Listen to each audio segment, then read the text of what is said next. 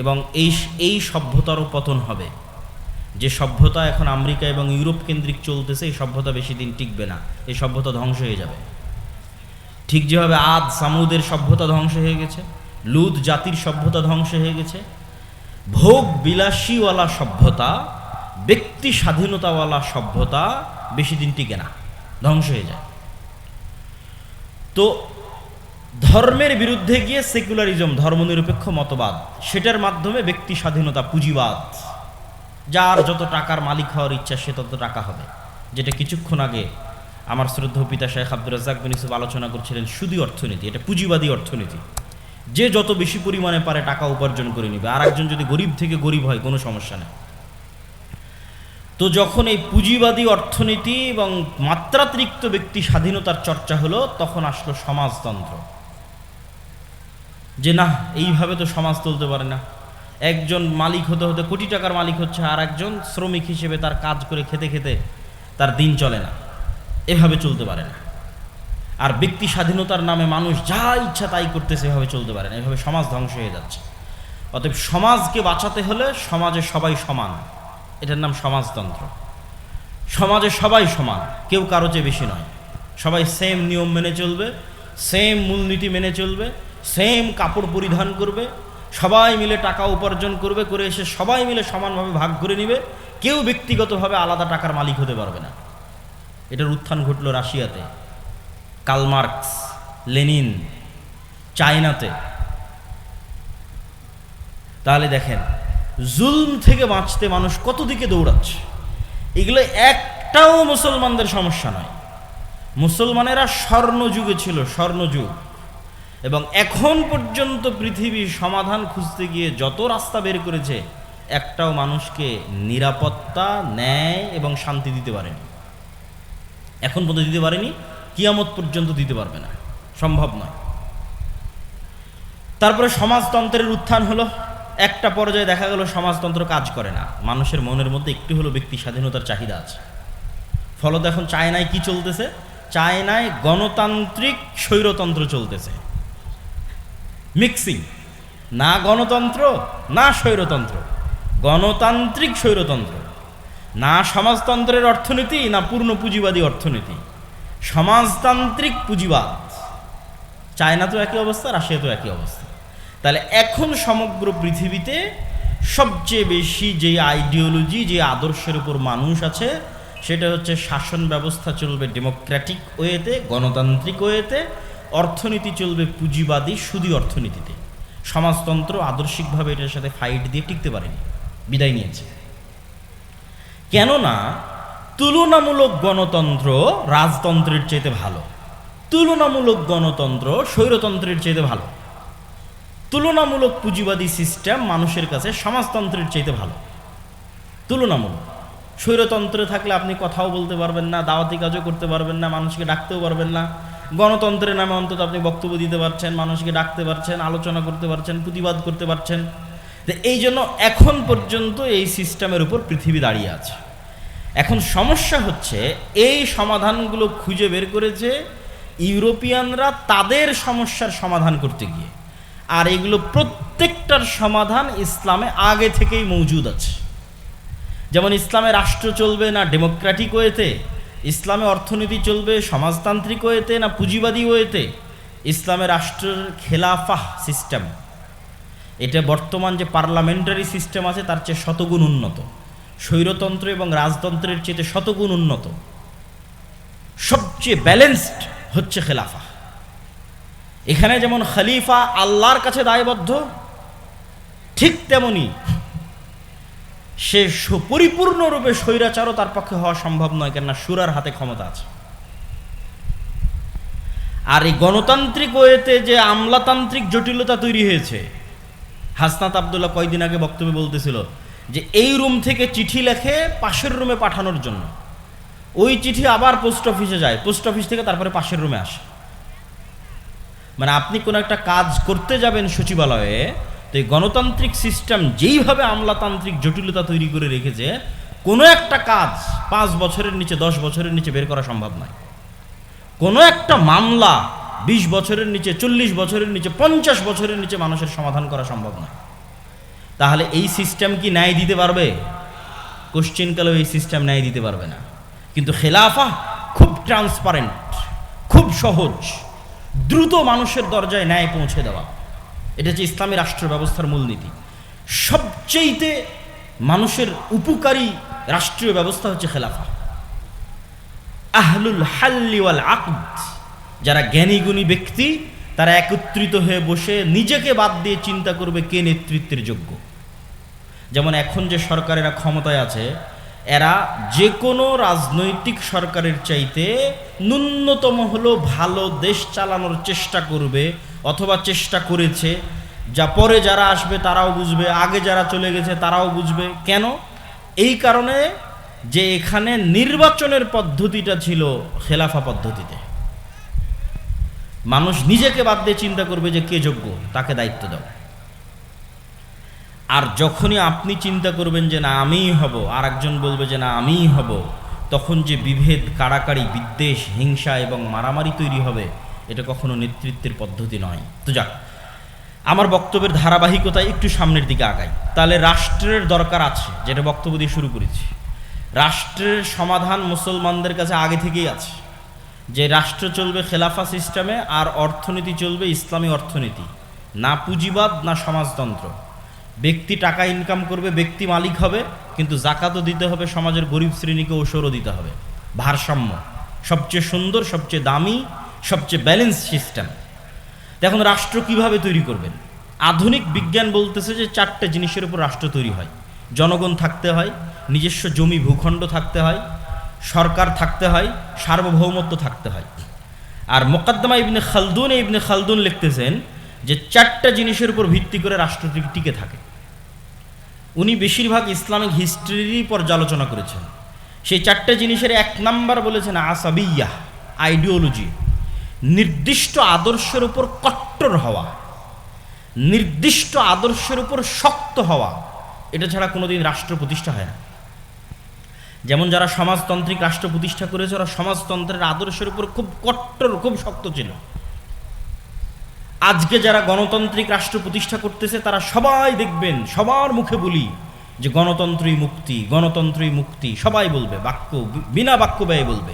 তার মানে গণতন্ত্রের উপর কট্টর হওয়াই গণতান্ত্রিক রাষ্ট্র প্রতিষ্ঠার মূল শর্ত। সমাজতন্ত্রের উপর কট্টর হওয়াই সমাজতান্ত্রিক রাষ্ট্র প্রতিষ্ঠার মূল শর্ত।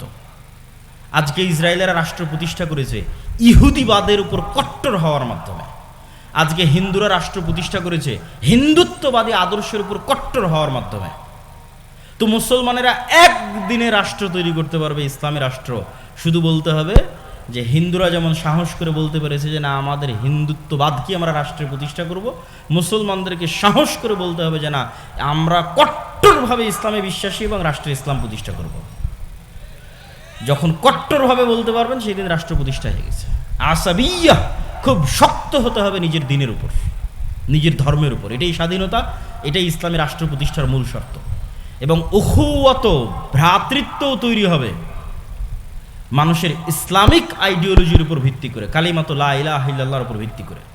2 নম্বরে উনি বলছেন রাষ্ট্র প্রতিষ্ঠার জন্য ন্যায় লাগবে। রাষ্ট্র টিকে থাকে ন্যায়ের উপর ভিত্তি করে। কেন? রাষ্ট্রের বিচারকরা, রাষ্ট্রের সরকারেরা মূলত আল্লাহ সুবহানাহু ওয়া তাআলা যে দায়িত্ব পালন করে থাকেন, সেই দায়িত্ব পালনের কাজ করে। আল্লাহ বিচার করবেন, তিনি সকল বিচারকের বিচারক, বিচার করা তার দায়িত্ব, পৃথিবী পরিচালনা করা তার দায়িত্ব। তাহলে সাময়িকভাবে যখন আপনি রাষ্ট্র ক্ষমতার মালিক, তখন আপনি কি কুলিল্লাহুম্মা মালিকাল মুলকি তুতিল মুলকা মান তাশা, আল্লাহর এই বিশাল রাজত্বের মধ্যে আল্লাহ সুবহানাহু ওয়া তাআলা সামান্য সময়ের জন্য পৃথিবীর একটা সামান্য অংশের সামান্য ক্ষমতা আল্লাহ সুবহানাহু ওয়া তাআলা আপনার হাতে দিলেন। তো এই জন্য এখানে ন্যায় লাগবে। ন্যায় ছাড়া আল্লাহ সুবহানাহু ওয়া তাআলার আদর্শের সাথে মিলবে না। এখানে আল্লাহ ন্যায় পরায়ণ। ন্যায় যেখানে নাই, ওই রাষ্ট্র ব্যবস্থা ভেঙে পড়বে। গত 16 বছর যে রাষ্ট্র ব্যবস্থা চলেছে ভেঙে গেছে, টিকতে পারেনি। ন্যায় না থাকলে কোনো রাষ্ট্র ব্যবস্থা টিকবে না। আসাবিয়া লাগবে, নিজের দিনের উপর শক্ত হতে হবে। 2 নম্বর, ন্যায় প্রতিষ্ঠার প্র্যাকটিস শুরু করতে হবে। 3, মুকদ্দমা ইবনে খালদুন তিনি লিখেছেন যত রাষ্ট্র ধ্বংস হয়ে গেছে ভোগ বিলাসিতার কারণে, এবং 4 নম্বর দুর্নীতির কারণে ধ্বংস হয়ে গেছে। ইসলামী রাষ্ট্র মানে সবাই হিজাব করবে, সবাই পর্দা করবে, সবাই নামাজি হবে, এটা তো অবশ্যই আছে। কিন্তু সবাই ধরেন সালাত আদায় করলো, সবাই হিজাব করলো, পর্দা করলো, কিন্তু সবাই একজন আরেকজনের উপর জুলুম করতেছে, তাহলে এটা ইসলামী রাষ্ট্র নয়। সবাই উমরা করে এসে, হজ করে এসে, রাতে তাহাজ্জুদের সালাত আদায় করে এসে ঘুষ খাচ্ছে, সুদ খাচ্ছে, মানুষকে হত্যার আদেশ দিচ্ছে, এটা ইসলামী রাষ্ট্র নয়। ইসলামী রাষ্ট্র মানে যেখানে প্রত্যেকটা মানুষ তার ন্যায় বুঝে পাবে, এক টাকাও দুর্নীতি হবে না, সেটা ইসলামী রাষ্ট্র।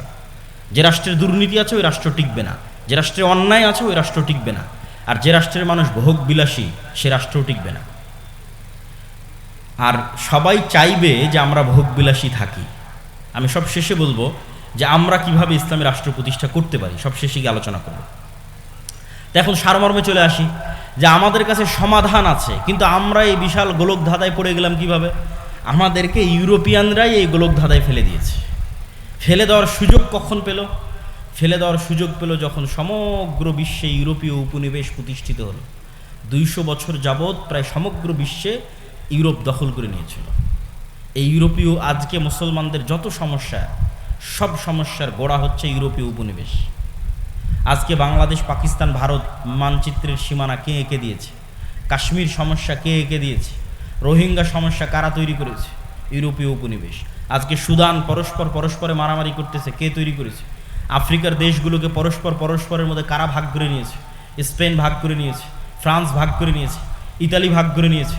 আফ্রিকার মুসলিম দেশেরা তাদের স্বর্ণ নিজের ইচ্ছামতো বাইরে বিক্রি করতে পারবে না, নিজের কেন্দ্রীয় ব্যাংকে টাকা রাখতে পারবে না, ইচ্ছামতো বাইরের দেশ থেকে অস্ত্র কিনতে পারবে না, এগুলো বলে এখনও তাদেরকে গোলাম করে রেখেছে। অথচ পৃথিবীর সবচেয়ে বেশি খনিজ সম্পদ আফ্রিকায় আছে, অথচ পৃথিবীর সবচেয়ে গরিব আফ্রিকার মানুষ। এত বড় বৈপরীত্য জুলুম কারা টিকিয়ে রেখেছে? ইউরোপ টিকিয়ে রেখেছে, ফ্রান্স, ইতালি, স্পেন টিকিয়ে রেখেছে। আজকে ফিলিস্তিনের সমস্যা কারা তৈরি করেছে? একই ভাষায় সব আরবি ভাষায় কথা বলতেছে। সৌদি, কুয়েত, কাতার, বাহরাইন, ফিলিস্তিন, ইরাক, ইরান, সিরিয়া, লেবানন, মিশর, আলজেরিয়া সব আরবিতে কথা বলতেছে। অথচ এক দেশের সাথে আর এক দেশের শত্রুতা, মারামারি, গন্ডগোল। সুদানের মধ্যে মুসলমানেরা মারামারি করতেছে। তো এদের সব এক দেশ থেকে আর এক দেশের মানচিত্রগুলো কারা তৈরি করেছে? ইউরোপেরা তৈরি করেছে। ফিলিস্তিনের মানচিত্র কে তৈরি করেছে? ইসরায়েলের ওর মধ্যে মানচিত্র ইউরোপেরা তৈরি করেছে। মুসলমানদের যে কোনো সমস্যার গোড়ায় হাত দিবেন, দেখবেন ইউরোপীয় উপনিবেশ। ইউরোপীয় উপনিবেশের গোলামির চিহ্ন এখনো মুসলমানেরা বহন করে বেড়াচ্ছে। তো তখনই তারা আমাদের এই রাষ্ট্র কাঠামোটাকে এমন অবস্থায় দাঁড় করিয়ে গেছে যেন এখানে ইসলামী রাষ্ট্র কাঠামো আর প্রতিষ্ঠিত করা সম্ভব না হয়। তাহলে আমাদের বাংলাদেশ, আমাদের আজকের পাকিস্তান, এটা কোন কাঠামোর উপর দাঁড়িয়ে আছে? যতই 1947 বলেন যে স্বাধীনতা পেয়েছে, যতই বলেন 1971 স্বাধীনতা পেয়েছে, আপনি বাংলাদেশের পুলিশ আইন বের করেন, বাংলাদেশের ফাউন্ডেশনের অনুমোদন হবে সেটার আইন বের করেন, যে কোনো আইনে হাত দেন, সব ব্রিটিশ কাঠামোর উপর দাঁড়িয়ে আছে। কাঠামো ওটাই, কাঠামো চেঞ্জ হয়নি। তাহলে ডেমোক্রেটিক সিস্টেম, সেকুলার সিস্টেম, এগুলো ইউরোপেরা তাদের সমস্যার সমাধান করার জন্য আবিষ্কার করেছে। তারপরে মুসলমান দেশগুলোকে যখন তারা দখল করে নিয়েছে, তখন এই জিনিসগুলোই তারা মুসলমানদের উপর চাপিয়ে দিয়েছে। নাও এটাই তোমাদের সমস্যার সমাধান। তোমরাও অন্ধকার যুগে ছিল। আরে মুসলমানরা তো কোনোদিন অন্ধকার যুগে ছিলই না। মুসলমানদের ইতিহাসে কখনো খেলাফতি নিজামে এত জুলম, এত অত্যাচার, এত হত্যা কখনোই হয়নি। গত 100 বছরে খেলাফতবিহীন অবস্থায় যত অত্যাচার, যত জুলুম, যত হত্যা হয়েছে। সম্মানিত উপস্থিতি, তাহলে আমাদের বুঝতে হবে যে ইসলামের রাজনীতি আছে, ইসলামের রাষ্ট্র ব্যবস্থা আছে। আবার গণতন্ত্রই যে একমাত্র মুক্তি, এটাও চরম ভুল। আবার আমি রাজনীতিও করব না, এটাও চরম ভুল। আপনাকে বুঝতে হবে যে ইসলামের রাজনীতি কোনটা, ইসলামের রাষ্ট্র ব্যবস্থা কোনটা এবং কিভাবে প্রতিষ্ঠিত করা সম্ভব। এবার বাস্তব উদাহরণে আসি, একদম প্র্যাকটিক্যাল উদাহরণে আসি। এই যে জুলাই বিপ্লবের কথা বলা হয়, 2000 মানুষ জীবন দিল। এই 2000 লাশের বিনিময়ে এখন পর্যন্ত শিরকি জাতীয় সঙ্গীতের জায়গাতেই আছে। কি হয়েছে? কিছু হয়নি। 1972 সালে হুবহু ভারতের সংবিধানকে কপি করে যে সংবিধান তৈরি করা হয়েছে, ওই সংবিধানের জায়গাতেই আছে। আর কত উদাহরণ নেবেন? তাহলে কোনো চেঞ্জ নাই। তাহলে কেন এটা রাখা হলো? এটাই আমি বলি যে এটা হচ্ছে প্রিম্যাচুর ডেলিভারি। মানে বাচ্চা হওয়ার সময় হওয়ার আগেই যদি বাচ্চা হয়ে যায় তাহলে এরকমই হয়। কেননা প্রকৃত ইসলামের উত্থান তখনই সম্ভব যখন আগের কাঠামো পরিপূর্ণ ধ্বংস হয়ে যাবে। তখন আগের কাঠামো বজায় রেখে পূর্ণাঙ্গ ইসলাম প্রতিষ্ঠা সম্ভব নয়। আগের কাঠামো পরিপূর্ণরূপে ধ্বংস হয়ে যাবে, ওখান থেকে পূর্ণাঙ্গ ইসলামী খেলাফতের উত্থান হবে।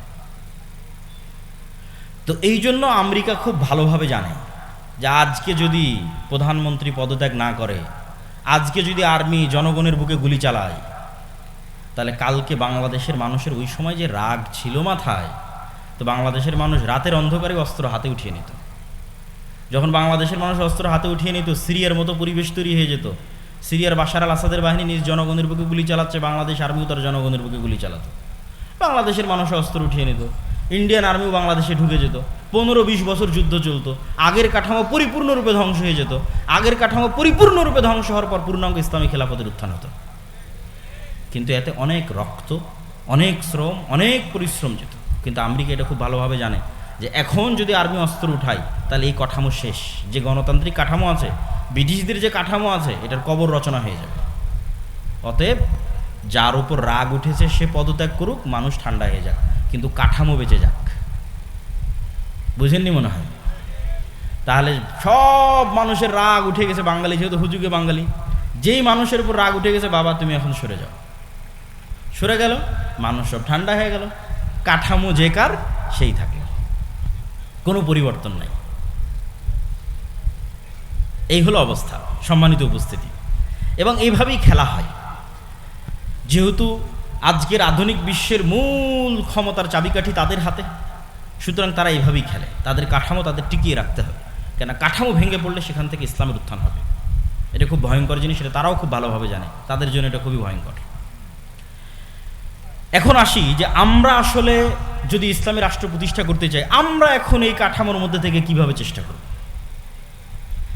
আমি যারা গণতান্ত্রিক রাজনীতি করতেছে, গণতান্ত্রিকভাবে মুসলমানদের অধিকার আদায়ের চেষ্টা করতেছে, আমি কোনো সময় গত 2 বছরে তাদেরকে আঘাত দিয়ে হিট করে কথা বলা, আমি ওই পর্যায়ে যেতে চাই না। আমি সবসময় যৌক্তিক প্রশ্ন তুলে ধরতে চাই, যাতে মানুষ চিন্তা করার সুযোগ পায় যে আমি যেটা করতেছি এটাই কি একমাত্র রাস্তা, না আসলে আর কোনো রাস্তা ছিল।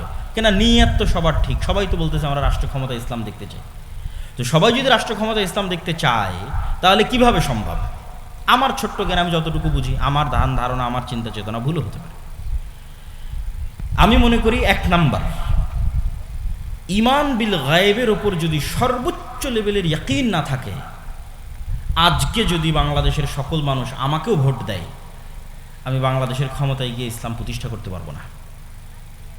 কেন আপনাকে বলি, একটু বুঝিয়ে বলি। আজকে আপনি যত সুযোগ সুবিধা ভোগ করতেছেন, বিদ্যুৎ চলতেছে, জেনারেটর চলতেছে, ক্যামেরা চলতেছে, মোবাইল চলতেছে, ইন্টারনেট, নেটওয়ার্ক, বিদেশে হাজার হাজার মানুষ কাজ করতেছে, আমেরিকাতে, ইউরোপে, সৌদি আরবে ইনস্ট্যান্ট টাকা বাংলাদেশে পাঠিয়ে দিচ্ছে। বাংলাদেশের সাথে সারা বিশ্বের কত বড় বড় ব্যবসায়ী ডলারের ভিত্তিতে ব্যবসা করতেছে। কালকে মনে করেন আজ সারা বাংলাদেশের মানুষ আবেগে হুজুগে আমাকে ভোট দিয়ে দিল যে ঠিক আছে, আজকে আমি বাংলাদেশের ক্ষমতার মালিক হয়ে গেলাম একচ্ছত্রভাবে। এবার আমি স্ট্রিক্টলি ইসলাম বাস্তবায়ন করতে যাচ্ছি। যখন আমি স্ট্রিক্টলি ইসলাম বাস্তবায়ন করতে যাব, তখন বিশ্বের যারা মোড়ল আছে তারা কি আমার সাথে থাকবে না আমার শত্রুতা করবে? শত্রুতা করবে, আমার সাথে থাকবে না। তাহলে বিশ্বের মোড়লরা যখন আমার সাথে শত্রুতা করবে, আমি আপনাকে বিদ্যুৎও দিতে পারবো না, আপনার বাড়িতে এসিও চলবে না, আপনার বাড়িতে ফ্যানও চলবে না, তারপর আপনি বহির্বিশ্বের সাথে ব্যবসা করতেছেন সেটাও চলবে না, খুব ভোগবিলাসী জীবনযাপন করছেন সেটাও চলবে না, আইফোন ইউজ করতে পারবেন না, তারপর হয়তো অ্যান্ড্রয়েড ফোন ইউজ করতে পারবেন না। যত রকমের বাধা তৈরি হতে পারে, সংকুচিত হয়ে যেতে পারে আপনার রিজিকের রাস্তা, আপনার আরামায়েশের রাস্তা, ভোগবিলাসের রাস্তা, যতভাবে আমেরিকা পাবন্দি দিয়ে, মানে এই রাষ্ট্রের উপর পাবন্দি চাপিয়ে যতভাবে আপনাকে সংকুচিত করবে, তখন আপনার বাঁচবেন কিভাবে? বাঁচার রাস্তা কি? যদি আপনার আগে থেকে ঈমান থাকতো, ঈমান বিল গায়েব যদি ইয়াকিনের লেভেলে থাকতো, ঈমান বিল গায়েবের একটা হচ্ছে আখেরা, পরকাল, যে এই দুনিয়া কিছুই না, এই দুনিয়াতে মরি বাঁচি এটা কিছুই না, পরকালের সফলতা সব কিছু, এটা মুখের কথা না। যদি ইয়াকিনের লেভেলে থাকতো, আল্লাহ সাহায্য করতে পারে, আল্লাহ সাহায্য করবে, ফেরেশতারা আছে, ফেরেশতাদের মাধ্যমে আল্লাহ সুবহানাহু ওয়া তাআলা সাহায্য পাঠাবে। এই ঈমান যদি ইয়াকিনের লেভেলে থাকতো, তাহলে আপনি ধৈর্য ধারণ করতেন, সাথ দিতেন।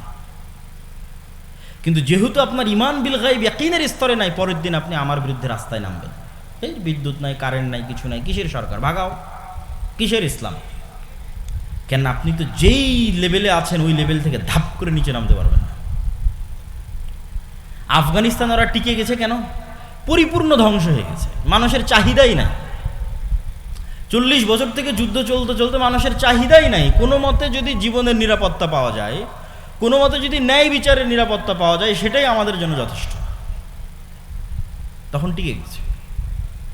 তাহলে ইমান বিল গায়েব লাগবে ইয়াকিনের স্তরে, অন্তত 90% মানুষের। তো মানুষের যতক্ষণ ইমান ঠিক না হবে, ততক্ষণ আমি ক্ষমতায় গেলেও এদেশে ইসলাম চালাতে পারবো না, এদেশে ইসলাম প্রতিষ্ঠা এবং পরিচালিত করতে পারবো না।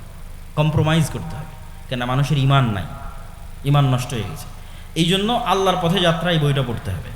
এটা কিন্তু আমার অনুভূতি থেকে লেখা, যে জুলাই পরবর্তী যখন সব ঘরানার আলেম ওলামা দল সংগঠন ইসলামী সবার সাথে যখন উঠা বসা করার সুযোগ হলো, তখন আমি নিজে রিয়েলাইজ করলাম যে ইমান বিল গায়েবে মুসলমানদের বিশ্বাস নেই। এমনি মুসলমানেরা মুখে বলে আল্লাহর উপর বিশ্বাস, ফেরেস্তার উপর বিশ্বাস, পরকালের উপর বিশ্বাস, বাস্তবে নাই। এবং লাস্ট গত কয়েকদিন এটার উপরই আমার বক্তব্য আছে, যদি কারো বক্তব্য দেখার সুযোগ থাকে অথবা আগামীকাল যদি কথা বলার সুযোগ হয়, তখন ইমান বিল গায়েবের উপর ইয়াকিনের লেভেলে ইমান বিল গায়েবের বিশ্বাস নিয়ে যাবে। 2, ইমান বিল গায়েবের সবচেয়ে বড় বিষয় হচ্ছে আল্লাহর শক্তি, আল্লাহর ক্ষমতার উপর ভরসা। মুসা আলাইহিস সালাম জীবনেও তার দুনিয়াবী শক্তি দিয়ে ফেরাউনের সাথে জিততে পারবে না। মুহাম্মদ সাল্লাল্লাহু আলাইহি ওয়াসাল্লাম, খোলাফায়ে রাশিদিন, আমর ইবনে আস, খালিদ বিন ওয়ালিদ, এদের ক্ষমতা নাই দুনিয়াবী শক্তি দিয়ে পারস্য রোমান সাম্রাজ্যের বিরুদ্ধে জিতে, কোনোদিন সম্ভব নয়।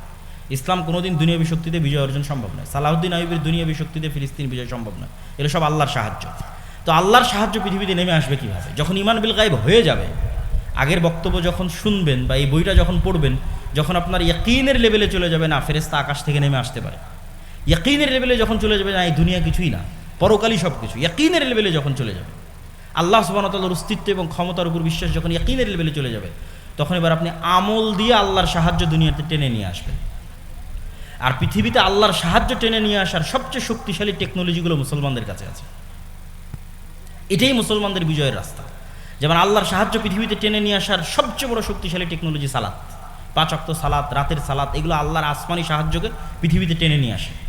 এই জন্য যুদ্ধের মাঠেও একদল মুজাহিদ যুদ্ধ করবে আর একদল মুজাহিদ সালাত আদায় করবে। দুনিয়াবি লজিকে এটা টিকে না, কিন্তু যখন ইমান বিল গায়েব থাকবে তখন ওটাই বাস্তব। কেন ওই সালাতটা আল্লাহর সাহায্য আসমান থেকে টেনে নিয়ে আসবে। আল্লাহর সাহায্য ছাড়া মুসলমানদের বাঁচার কোনো রাস্তা নাই। তো আপনার আমল আল্লাহর সাহায্য টেনে নিয়ে আসবে। সালাত পৃথিবীর সবচেয়ে শক্তিশালী টেকনোলজি, যা আল্লাহর সাহায্য আসমান থেকে টেনে নিয়ে আসতে পারে, আর রাতের সালাত তার চেয়েও বেশি পাওয়ারফুল। আর 2 নম্বর হচ্ছে সাউন্ড টেকনোলজি। সাউন্ড টেকনোলজির ন্যূনতম জ্ঞান আল্লাহ সুবহানাহু ওয়া তাআলা সুলাইমান আলাইহিস সালাতু ওয়াস সালামকে দিয়েছিলেন। সাউন্ড টেকনোলজি মানে হচ্ছে এরা সবাই সব কথা বুঝে, এই কাঠও কথা বুঝে, এটাও কথা বুঝে, এটাও কথা বুঝে, শুধু বুঝে না, এরা কথা বলতেছে, এরা সবাই কথা বলতে পারে। ইউসাব্বিহু লিল্লাহি মা ফিস সামাওয়াতি ওয়া মা ফিল আরজ, আসমান জমিন এবং তার মধ্যে যা কিছু আছে সব আল্লাহর তাসবিহ পাঠ করে। তো এইটার ন্যূনতম জ্ঞান সুলাইমান আলাইহিস সালামকে দেওয়া ছিল, যে পাখি কি বলতেছে সুলাইমান আলাইহিস সালাম বুঝতেন, উনি আবার পাখির সাথে কথা বলতে পারতেন। তো আল্লাহ আসমান জমিন সৃষ্টি করেছে কুন ফায়াকুন সাউন্ড দিয়ে। আল্লাহ পৃথিবী আসমান জমিন ধ্বংস করবে ইসরাফিলের বাঁশির আওয়াজ, সাউন্ড দিয়ে। সাউন্ড টেকনোলজি সবচেয়ে পাওয়ারফুল। তো এই সবচেয়ে পাওয়ারফুল জিনিসটা মুসলমানদের কাছে দেওয়া আছে। এই জন্য সর্বশ্রেষ্ঠ মুজিজা হচ্ছে কোরআন। কেননা কোরআন কার সাউন্ড বলেন তো? কোরআন কার আওয়াজ? এটা আল্লাহর আওয়াজ, আল্লাহর সাউন্ড। এই সবচেয়ে পাওয়ারফুল। এবং জিকির প্রভাব সৃষ্টি করে। কেন এগুলো সব কিছু সাউন্ড বুঝে এবং ফিল করতে পারে। যেমন ওয়েভ, আমরা যে আমার ওয়েভের মধ্যে দিয়ে আমার সাউন্ড লাইভে আমেরিকায় বসে মানুষ শুনতেছে, এটা ওয়েভের মধ্যে দিয়ে ভেসে আমেরিকা যাচ্ছে। ওই ইসরায়েল তার ওয়েভ অন করে দিয়ে মোবাইলের বিস্ফোরণ ঘটাচ্ছে, ইরানের বিজ্ঞানীদের রুমের মধ্যে বিস্ফোরণ হয়ে যাচ্ছে। কেন ওই ওয়েভটা মোবাইল রিসিভ করতেছে। তো মোবাইল যেমন ওয়েভ রিসিভ করে, এই মোবাইল সাউন্ডও বুঝে। এই জন্য জিকির সবচেয়ে পাওয়ারফুল, কোরআন সবচেয়ে পাওয়ারফুল। এই জন্য কিয়ামতের পূর্ব মুহূর্তে মুসলমানদের তাকবীর ধ্বনিতে শহর বিজয় হয়ে যাবে। তাহলে মুসলমানেরা যখন আমলের মাধ্যমে আল্লাহর সাহায্যকে আসমান থেকে টেনে নিয়ে আসবে আর ইমান বিল গায়েব ইয়াকিনের লেভেলে চলে যাবে, 3 নাম্বার প্রকৃত নেতৃত্বের বিকাশ লাগবে। সবই করলাম, ইমান আছে, আমল করলাম, কিন্তু প্রকৃত নেতৃত্বের বিকাশ হলো না। বানু ইসরাইলদের মধ্যে প্রকৃত নেতৃত্বের বিকাশ হয়নি। মুসলমানদের ইউরোপীয় উপনিবেশের 200 বছর শাসনের কারণে মুসলমানদের নেতৃত্বের চরিত্র ধ্বংস হয়ে গেছে? নাই। কোনো মুসলমানের মধ্যে ইল্লা মান রাহিমা রব্বি নেতৃত্বের চরিত্র নাই। সব মুসলমান নামাজ পড়তেছে, জাকাত দিচ্ছে, রোজা রাখতেছে, মুখে ইমানের কথা বলতেছে, কিন্তু সবাই মুনাফিক। লাম ইয়াদখুলিল ঈমান ফি কুলুবিহিম, কলবে ঈমান ঢুকেনি। ইজা যখনই কথা বলে মিথ্যা বলে, ওই যে ওয়াদা আখলাফা, ওয়াদা করলে ভঙ্গ করে, ওই যে তুমি না খানা, দায়িত্ব দিলে আমানতের খেয়ানত করে। এই স্বভাবগুলো কোথায় থেকে পেয়েছে? এগুলো বানু ইসরায়েলদের স্বভাব। ইউরোপীয় উপনিবেশে গোলামির মাধ্যমে স্বভাবগুলো অর্জন করেছে। আর বানু ইসরায়েলেরা ফেরাউনের গোলামি করে স্বভাব অর্জন করেছে। মুসা আলাইহিস সালামও যদি বানু ইসরায়েলদের সাথে বড় হতো, মুসা আলাইহিস সালাম এরকম হয়ে যেত। এই জন্য আল্লাহ মুসা আলাইহিস সালামকে ন্যায় পরায়ণতা, সত্যবাদিতা, আমানতদারিতার নেতৃত্বের মৌলিক গুণের উপর বড় করার জন্য ফেরাউনের বাড়িতে বড় করেছে। কেন? ফেরাউনের বাড়িতে রিজিকের সংকট ছিল না, মারামারি ছিল না, কাটাকাটি ছিল না, হিংসা ছিল না, বিদ্বেষ ছিল না। প্রিন্স যেভাবে বড় হয় সেভাবে বড় হবে। তাহলে জন্মগত স্বভাবের উপর বড় হবে, জন্মগত সত্যবাদিতা, ন্যায় পরায়ণতা, আমানতদারিতার উপর বড় হবে। আর গোলাম মারামারি করবে, কাটাকাটি করবে, হিংসা করবে, বিদ্বেষ করবে, সে তো নেতা হতে পারবে না। এই জন্য ইউরোপিয়ানরা ডেমোক্রেসিকে, গণতন্ত্রকে আরও জিইয়ে রেখেছে মুসলিম দেশগুলোতে, যারা মুসলমানদের মধ্যে যাতে কোনোদিন প্রকৃত নেতার আবির্ভাবই না হয়। কেননা যখনই গণতান্ত্রিক রাজনীতিতে অংশগ্রহণ করবেন, আরেকজনের বিরুদ্ধে বলবেন, মিথ্যা বলবেন, তারপরে হিংসা করবেন, বিদ্বেষ করবেন, তাহলে তো আপনি আল্লাহর দৃষ্টিতে প্রকৃত নেতা হতেই পারবেন না। ক্ষমতা তো আল্লাহ দিবে, তা আল্লাহর দৃষ্টিতে তো প্রকৃত নেতা হতে হবে, ক্ষমতা পাওয়ার যোগ্য হতে হবে। ঈমান বিল গায়েব আছে, ইয়াকিন আছে, আমাল আছে, কিন্তু প্রকৃত নেতৃত্বের বিকাশ হয়নি। প্রকৃত নেতৃত্বের বিকাশের জন্য সব নবী যেই গুণের উপর ছিলেন, সত্যবাদিতা, আমানতদারিতা, ন্যায়পরায়ণতা, সেই গুণের উপর আশা লাগবে আমাদেরকে। সত্যবাদিতা, ন্যায়পরায়ণতা, আমানতদারিতা, এইভাবে যখন কেউ এই গুণের উপর চলে আসবে, যেটা আল্লামা ইকবাল বলেছিলেন, সাবাক ফিরসে পার সাদাকাত কা, শুজাআত কা, আদালত কা, লিয়া জায়গা তুঝসে কাম, দুনিয়া কি ইমামত কা। উনি গোটা ইউরোপ, আমেরিকা সব সফর করে দেখেছেন যে মুসলমানদের কোনো সমস্যাই নাই। কেন? উনি সব আইডিওলজি বুঝেন। কিরে, এরা তো গণতন্ত্রের পিছিয়ে ছুটতেছে, এরা সমাজতন্ত্রের পিছিয়ে ছুটছে, এর চেয়ে ভালো সমাধান তো মুসলমানদের কাছে আছে, তাহলে এরা পারতেছে না কেন? এগুলো সব উনি বুঝতেন। সব বুঝে উনি সামারি বের করলেন, মুসলমানদের কাছে এত সুন্দর নামাজ আছে, এত সুন্দর সালাত আছে, জিকির আছে, সবই আছে মুসলমানদের কাছে, এত সুন্দর পরিবার ব্যবস্থা আছে, পৃথিবীতে কোথাও নাই, তাও মুসলমানেরা মাজলুম কেন? তো সামারি বের হলো মুসলমানদের নেতৃত্বের যোগ্যতা তৈরি হওয়ার সব রাস্তা ইউরোপিয়ানরা বন্ধ করে রেখে দিয়েছে। এরা পরস্পর মারামারি করবে, কাটাকাটি করবে, হিংসা বিদ্বেষ করবে, দুর্নীতি করবে, এই স্বভাবের উপর এদেরকে বড় করে। আফ্রিকায় সব বড় বড় মুসলিম দেশের রাষ্ট্রনেতারা টাকার কাছে বিক্রি হয়ে যায়। বাংলাদেশের নেতারাও দেখবেন যে টাকার কাছে, ক্ষমতার কাছে বিক্রি হয়ে যায়। পাকিস্তানের নেতারা বিক্রি হয়ে যায় কেন? কারো সত্যবাদিতা, ন্যায়পরায়ণতা, আমানতদারিতা নাই। তুমি বলেছো মুসলমানেরা তোমাদের কাছে সব আছে, তোমরা সত্য বলা শিখো, ন্যায়পরায়ণ হওয়া শিখো, আমানতদার হওয়া শিখো, আল্লাহ তোমাদেরকে পুনরায় পৃথিবীর নেতৃত্ব দিয়ে দেবে। বলেন ইনশাআল্লাহ। তাহলে ঈমান বিল গায়েব লাগবে, আল্লাহর সাহায্য আকাশ থেকে টেনে নিয়ে আসতে পারতে হবে, ঠিক আছে? আর আগের যে কাঠামো আছে ওই কাঠামো পরিপূর্ণরূপে ধ্বংস হতে হবে, আর তার উপর প্রকৃত নেতৃত্বের আবির্ভাব হতে হবে, প্রকৃত নেতার আবির্ভাব হতে হবে। সম্মানিত উপস্থিতি, পরকালমুখী চিন্তা ছাড়া আপনি ধৈর্য ধারণ করতে পারবেন না, সবর করতে পারবেন না, আর সবর আর ধৈর্য ছাড়া রাষ্ট্র প্রতিষ্ঠা করতে পারবেন না। আল্লাহ সুবহানাহু ওয়া তাআলা আসহাবুল উখদুদের বর্ণনা দিয়েছেন। বক্তব্যের শেষে কয়েকটা কোরআনের আয়াত বলে বক্তব্যের শেষের দিকে চলে যাব। আল্লাহ সুবহানাহু ওয়া তাআলা আসহাবুল উখদুদের বর্ণনা দিয়ে বলছেন, ওয়ামা নাকামু মিনহুম ইল্লা আন ইউমিনু বিল্লাহিল আজিজিল হামিদ। গর্ত খোঁড়া হয়েছে, আগুন জ্বালানো হয়েছে, মানুষ গর্তে ঝাঁপিয়ে পড়তেছে। তো আল্লাহ বলতেছে এই মানুষগুলো গর্তে ঝাঁপিয়ে পড়তেছে বা এই মানুষগুলোকে আগুনে ফেলে দেওয়া হয়েছে কোনো কারণে নয়, শুধু একটাই কারণে, যারা আজিজুন হামিদ, মহাপরাক্রমশালী, আল্লাহর উপর বিশ্বাস রাখতো, শুধু এই কারণে আগুনে ফেলা হচ্ছে। আম হাসিবতুম আন তাদখুলুল জান্নাহ ওয়ালাম্মা ইয়াতিকুম মাসালুল লাযিনা খালাউ মিন ক্বাবলিকুম। তোমরা কি মনে করো জান্নাত এত সহজ, ইসলামী রাষ্ট্র প্রতিষ্ঠা হয়ে যাবে এত সহজ? অথচ অতীতের মানুষেরা যেরকম মাজলুম হয়েছে তোমরা এরকম মাজলুম হবে না। তো এরকম মাজলুম হওয়ার জন্য যখন মানসিক প্রস্তুতি তৈরি হয়ে যাবে, তখন সেখান থেকে রাষ্ট্রের উত্থান হয়। এটাও ইবনে খালদুন লিখেছেন।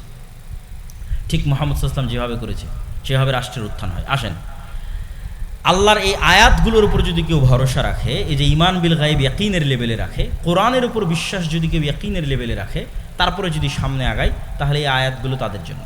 ওয়ালাউ আন্নাহুম আকামুত তাওরাত ওয়াল ইনজিল ওমা উনজিলা ইলাইহিম মির রাব্বিহিম। মানুষেরা যদি তাওরাতের কিছু অংশ, ইনজিলের কিছু অংশ আপনার প্রতি যেটা অবতীর্ণ হয়েছে কোরআন, এই কোরআন যদি মানুষ পৃথিবীতে প্রতিষ্ঠিত করে ফেলতে পারত, তাহলে কি হতো? লা উকিলু লা আকালু মিন ফাওকিহিম ওয়া মিন তাহতি আরজুলিহিম, তাহলে তারা আসমান থেকে ওদের রিজিকের ব্যবস্থা করা হতো, মাটির নিচ থেকে ওদের রিজিকের ব্যবস্থা করা হতো। বলেন আল্লাহু আকবার। এটা আল্লাহর ওয়াদা। তা আমাদের তো ঈমান বিল গায়ব নাই, আল্লাহর শক্তি এবং ক্ষমতার উপর বিশ্বাস নাই, আল্লাহ ফেরেশতাদের সাহায্য করতে পারে সেটার উপর বিশ্বাস নাই। ফলত আমি তো এই রিস্কগুলো নিব না, আমি সবসময় কম্প্রোমাইজ করতে চাই। কম্প্রোমাইজ করতে করতে এই লেভেলেরও কম্প্রোমাইজ করবো যে যদি এখন যেখানে শিরক হচ্ছে সেই মন্দিরও যদি পাহারা দেওয়া লাগে, তাও পাহারা দিয়ে হলেও ক্ষমতায় যাব, কেননা ঈমান বিল গায়ব নাই। সম্মানিত উপস্থিতি, আল্লাহ সুবহানাহু ওয়া তাআলা বলছেন, ওয়ালাউ আন্না আহলাল কুরা আমানু ওয়াত্তাকাউ লাফাতাহনা আলাইহিম বারাকাতিম মিনাস সামাই ওয়াল আরজ, যদি কোনো একটা এলাকার মানুষ ঈমান আনে, আল্লাহকে ভয় করে, তাহলে আসমান এবং জমিনের সকল বরকতের দরজা ওদের জন্য উন্মুক্ত করে দেওয়া হবে। বলেন আল্লাহু আকবার। আল্লাহ সুবহানাহু ওয়া তাআলা বলছেন, ওয়া'আদাল্লাহুল্লাযীনা আমানু মিনকুম, তোমাদের মধ্যে যারা ঈমান এনেছে, ওয়া আমিলুস সালিহাত, তোমাদের মধ্যে যারা সৎ আমল করে। ঈমান, সৎ আমল। ঈমান থাকবে ইয়াকিনের লেভেলে, সৎ আমল দিয়ে আসমান থেকে সাহায্য নেমে আসবে। লা ইস্তাখলিফান্নাহুম ফিল আরজি কামাস্তাখলাফাল্লাযীনা মিন ক্বাবলিহিম, তাহলে তোমাদের অতীতে যারা চলে গেছে তাদেরকে যেমন আল্লাহ বিজয় দিয়েছে, রাষ্ট্র ক্ষমতা দিয়েছে, দাউদ, সুলাইমান, ইউসুফ, মুহাম্মদ সাল্লাল্লাহু আলাইহি ওয়াসাল্লাম, পরবর্তীতে খোলাফায়ে রাশিদিন, তাহলে আল্লাহ তোমাদেরকে ওইভাবে পুনরায় তোমাদেরকে আল্লাহ সুবহানাহু ওয়া তাআলা পৃথিবীতে প্রতিষ্ঠিত করবে, যাতে তোমরা কি করতে পারো? বিনা ভয়ে আল্লাহর ইবাদত করতে পারো এবং পৃথিবীতে কোনো শিরক না থাকে সেটি যেন তোমরা নিশ্চিত করতে পারো।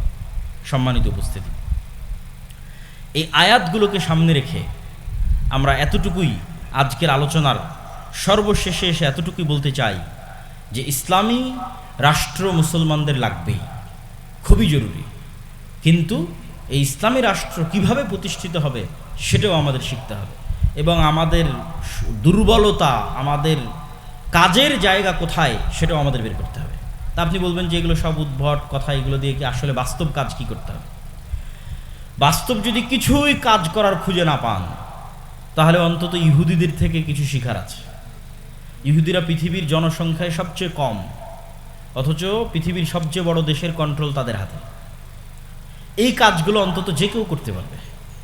সেই কাজগুলো হচ্ছে শক্তিশালী প্রতিষ্ঠান তৈরি করা, শক্তিশালী মিডিয়া, শক্তিশালী অর্থনৈতিক প্রতিষ্ঠান। সারা বাংলাদেশের সব মসজিদ মাদ্রাসা মিলেও এক ব্রাকের সমান হতে পারবে না। ব্রাক অর্থনৈতিকভাবে যতটা শক্তিশালী, সারা বাংলাদেশের সব মসজিদ মাদ্রাসা মিলে অতটা শক্তিশালী হতে পারবে না। সারা বাংলাদেশের সব ইসলামিক ফাউন্ডেশন, ইসলামিক এনজিও মিলে তার সমান হতে পারবে না। কিন্তু ওই লেভেলের চিন্তা তো আমাদের মাথায় কাজ করে না। আমাদের মাথায় কাজ করে, হ্যাঁ সবাই আজকে একবারে রাজপথে নেমে একদিনেই সব কায়েম হয়ে যাবে। একবারে রাজপথে তো সব মুসলমানেরাই নেমেছিল, সব তো নামাজি রোজাদার ছেলেপেলেরাই তো সব শহীদ হয়েছিল, তো ক্ষমতা তো সব এনজিওর হাতে চলে গেল। তাহলে আগে থেকে যদি ওই জায়গায় আপনার গ্রিফট না থাকে, কন্ট্রোল না থাকে, আপনি লক্ষ লক্ষ মানুষ রাস্তায় নামলেও দেখবেন যে দিন শেষে ক্ষমতা তাদের হাতে। এই জন্য এই জায়গাগুলোতে তো অন্তত ফাইট দেওয়ার সুযোগ আছে, সচিবালয়ে কাজ করার সুযোগ আছে, মিডিয়াতে কাজ করার সুযোগ আছে। বাংলাদেশের মিডিয়া কাদের কন্ট্রোলে? দেখেন, খুঁজে দেখেন কাদের কন্ট্রোলে। তো এই জন্য আমি বলি যে শক্তিশালী শিক্ষা প্রতিষ্ঠান লাগবে, শক্তিশালী মিডিয়া লাগবে, শক্তিশালী অর্থনৈতিক প্রতিষ্ঠান লাগবে, আমর বিল মারুফ আর নাহি আনিল মুনকারের পরিশ্রম লাগবে, ন্যায় প্রতিষ্ঠার আন্দোলন লাগবে। আর আগে যেগুলো বলেছি সেগুলো তো পূর্ব শর্ত, ওগুলো ছাড়া এগুলো করলেও কোনো লাভ নাই। মানে ইসলাম যদি রাষ্ট্র ক্ষমতায় আনতে চাওয়া হয় ওগুলো তো আগে লাগবেই, তার পাশাপাশি এই জিনিসগুলোর চর্চা করতে হবে। এগুলো তো মুসলমানরা করতে পারে। সব যত মুসলমানদের সংগঠন আছে, দল আছে, রাজনৈতিক অরাজনৈতিক, সবাই মিলেও তো চিন্তা করতে পারে যে না আমরা এটার পিছনে ইনভেস্ট করি। কিন্তু দেখবেন যে না, সবার ইনভেস্টের চিন্তা চেতনা আমাকে এখনই ইমিডিয়েট এখনই ক্ষমতায় যেতে হবে। ভাই, যেহেতু গণতন্ত্র কোনোদিন ন্যায় প্রতিষ্ঠা করতে পারবে না, মানে গণতন্ত্র থাকলে জুলুম থাকবে, জুলুম থাকলে মানুষ এটাকে একদিন না একদিন সহ্য করতে পারবে না, একথাই ঠিক। যেমন জুলাইয়ে সহ্য করতে পারেনি, আজ থেকে 15 বছর পর আবার দেখবেন বাংলাদেশের মানুষ রাস্তায় নেমে গেছে কারো না কারো বিরুদ্ধে। তো তোমাকে আজকেই ক্ষমতায় যেতে হবে এটা জরুরি নয় তো। আগামী 30 বছর পর কীভাবে বাংলাদেশের রাষ্ট্র ক্ষমতায় যাওয়া যাবে? সবাই তো 90% মুসলমানের দেশ। অন্তত যেই সমস্ত জায়গাগুলোতে এনজিওগুলো দখল করে আছে, মিডিয়াগুলো দখল করে আছে, ওই সমস্ত জায়গাগুলো অন্তত মুসলমানদের দখলে চলে আসে। বড় বড় ব্যবসায়ী সব মুসলমানেরা হোক, ইসলামপন্থী ব্যক্তিরা বড় বড় ব্যবসায়ী হোক, চেষ্টা করুক তাহলে পরবর্তী 15-20 বছর পর যখন এরকম আন্দোলন হবে, যেহেতু অন্যায় থাকবে, অন্যায় থাকলে মানুষ আন্দোলন করবে, তখন অন্তত মানুষ যেন রাস্তায় নেমে বলতে পারে যে না, ওই হুজুগে নয়, এবার একদম ক্ষমতায় ইসলাম প্রতিষ্ঠা করে ঘর থেকে বিদায় নিব, আগের কাঠামোকে সম্পূর্ণরূপে ধ্বংস করেই আমরা ঘরে ফিরব। তো ওইটার জন্য তো কাজ করার অনেক সুযোগ আছে, অসংখ্য জায়গা আছে কাজ করার। বাংলাদেশের ইসলামী দল, ইসলামী রাজনৈতিক অরাজনৈতিক সংগঠন কেউ জানেই না যে সরকার প্রাথমিক বিদ্যালয়ে গানের শিক্ষক নিয়োগ দিয়ে দিয়েছে। তাহলে প্রাথমিক বিদ্যালয়ে গানের শিক্ষক কে নিয়োগ দিল? ও 50 বছর থেকে কাজ করতেছে প্রাথমিক বিদ্যালয়ে গানের শিক্ষক নিয়োগ দেওয়ার জন্য, আর ওই জায়গায় আমার কোনো সোর্সই নাই, কোনো নিউজই নাই। কেউ যদি একটু ইসলামপন্থী থাকে তাহলে সে যেন উঁচু পদে না যেতে পারে, ঠিক আছে? সচিবালয়ে বিভিন্ন জায়গায় বদলি উমুক টুমুকের শিকার করে ওকে যেন ডিমোশন করা হয়। এগুলো কারা করে? ঘরে বসে থেকে একদল মানুষ করে, যাদের হাতে মিডিয়া আছে, যাদের হাতে এনজিও আছে। ওই জায়গাগুলোতে অনেক কাজ করার সুযোগ আছে, সম্মানিত উপস্থিতি। এই জন্য আমরা আমাদের জায়গা থেকে ক্ষুদ্র পরিসরে যে কাজগুলো করার চেষ্টা করতেছি, এই কাজগুলো ব্যাপকভাবে করা সম্ভব। যেমন শতভাগ মুসলমানকে কোরআন এবং দিন শিখানো, এটা মক্তবের মাধ্যমে আপনি করতে পারবেন। শতভাগ মসজিদে আপনি শতভাগ মুসলমানের সন্তানের কোরআন এবং দিন শেখানোর ব্যবস্থা করেন। এই মুসলমানের সন্তানেরাই তো পরবর্তীতে বড় হয়ে ওসি, ডিসি, এসপি হবে, মন্ত্রী, মিনিস্টার হবে। তাদেরকে আপনি সত্যবাদিতা, আমানতদারিতে, ন্যায়পরায়ণতা শিখান, যাতে এরা টাকার কাছে বিক্রি না হয়, যাতে এরা ক্ষমতার চাপের কাছে নত না হয়। একটা সৎ প্রজন্ম তৈরি করেন, ইমান বিল গায়েবের উপর ইয়াকিন রাখে, পরকালের উপর ইয়াকিন রাখে, এরকম একটা সৎ প্রজন্ম তৈরি করে। তারপরে এই যে সুদ, সুদ হচ্ছে গোলামির দ্বিতীয় মাধ্যম। আজকে সারা বিশ্বের মুসলিম কান্ট্রিগুলোকে গোলাম রাখা হয়েছে সুদ দিয়ে। ফেরাউন বানু ইসরায়েলদের গোলাম রাখতো সুদ দিয়ে। মদিনায় ইহুদিদের কন্ট্রোল ছিল সুদ দিয়ে। এই জন্য আল্লাহ নবী মদিনায় গিয়ে সবার আগে সুদে ব্যবসার উপর আঘাত হেনেছে, কেন আল্লাহ নবী জানতো সব তো ইহুদিদের কন্ট্রোলে। এখানে যদি অর্থনীতিতে মুসলমানরা বিজয় না হয় তো ইহুদিদের অধীনেই থাকতে হবে। আল্লাহ নবী হিজরত করে আব্দুর রহমান বিন আওফ, ওসমান, জুবাইর ইবনে আওয়াম সবকে বলল তোমরা ব্যবসা করো, সবাই তো তোমরা ব্যবসা জানো, খালি হাতে আসছো তো কি হয়েছে? আনসারিরা তোমরা এদের টাকা দাও, ব্যবসা করো। অর্থনীতিতে ইহুদিদের কন্ট্রোল রাখা যাবে না। আজকে সারা পৃথিবীর শুধু অর্থনীতির কন্ট্রোল ইহুদিদের হাতে। ওই জায়গায় তো আপনাকে একটু হলো ফাইট দিতে হবে, কিন্তু আমরা যেই পদ্ধতিতে ফাইট দিচ্ছি সেটা তো ঠিক না। আমরা মনে করতেছি ওই কনভেনশনাল ব্যাংক ঠিক রেখে ওই পদ্ধতিতে আমি মানুষের ভোগবিলাসী পণ্য ইসলামী ব্যাংকের মাধ্যমে দিব, এটা হবে না। মানুষকে বুঝতে হবে ইসলামী অর্থনীতিটা কি, তাহলে সে চিন্তা করতে পারবে। তো যেমন আমরা কর্জে হাসানা ন্যূনতম হলেও শুরু করেছি, সবাই নিজ নিজ জায়গা থেকে শুরু করতে পারে, যে মানুষ যেন সুদের সাথে সম্পৃক্ত না থাকে। সুদের সাথে সম্পৃক্ত থাকা আর মিথ্যা বলা সমান, আর মিথ্যা বলা মানে আর নেতা হতে পারলো না, শেষ। ওর নেতা হওয়ার ক্রেডিবিলিটি, যোগ্যতা সব শেষ। ওর কোনো দিন আল্লাহ সুবহানাহু ওয়া তাআলার দৃষ্টিতে নেতা হতে পারবে না। তাহলে নেতা না হতে পারলে স্বাধীনও হতে পারবে না। তো এই জন্য শুধু অর্থনীতির বিরুদ্ধে যুদ্ধ করতে হবে, শক্তিশালী শিক্ষা প্রতিষ্ঠান তৈরি করতে হবে, শক্তিশালী মিডিয়া তৈরি করতে হবে। যেখানে মাসিক আল ইতিসাম আমাদের ন্যূনতম প্রয়াস, এর চেয়েও যদি ভালো কারো করার সুযোগ থাকে, কিশোরায় আমাদের ন্যূনতম প্রয়াস, আরও যদি কারো ভালো করার সুযোগ, মেইন স্ট্রিমের মিডিয়া যদি কেউ দখল করতে পারে, যেতে পারে, খুব ভালো। সম্মানিত উপস্থিতি, তো এই ন্যূনতম প্রয়াসগুলোকে আমাদের ধীরে ধীরে আস্তে আস্তে সামনের দিকে এগিয়ে নিয়ে যেতে হবে, এবং মানসিকভাবে দাওয়াতের মাধ্যমে, দাওয়াতি কাজ কোনোদিন ছোট কাজ নয়। ছোট কাজ হলে 950 বছর নূহ আলাইহিস সালাম দাওয়াতি কাজ করতেন না। দাওয়াতি কাজ কখনো হেলায় ফেলায় ফেলে দেওয়ার জিনিস নয়। দাওয়াতি কাজের মধ্যেই বিপ্লব চলে আসে। এই রকম কোনো একটা প্রজন্ম চলে আসলে, আল্লাহ কবুল করলে ওর মধ্যে বিপ্লব চলে আসবে।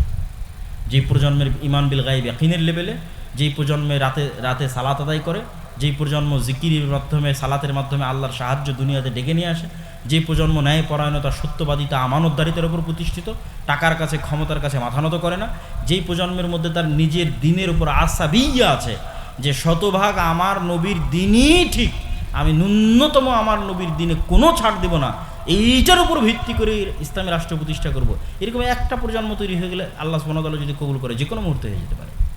আল্লাহ সুবহানাহু ওয়া তাআলা যেন আমাদের সেটির লক্ষ্যে কাজ করার তৌফিক দান করে। আল্লাহুম্মা আমিন।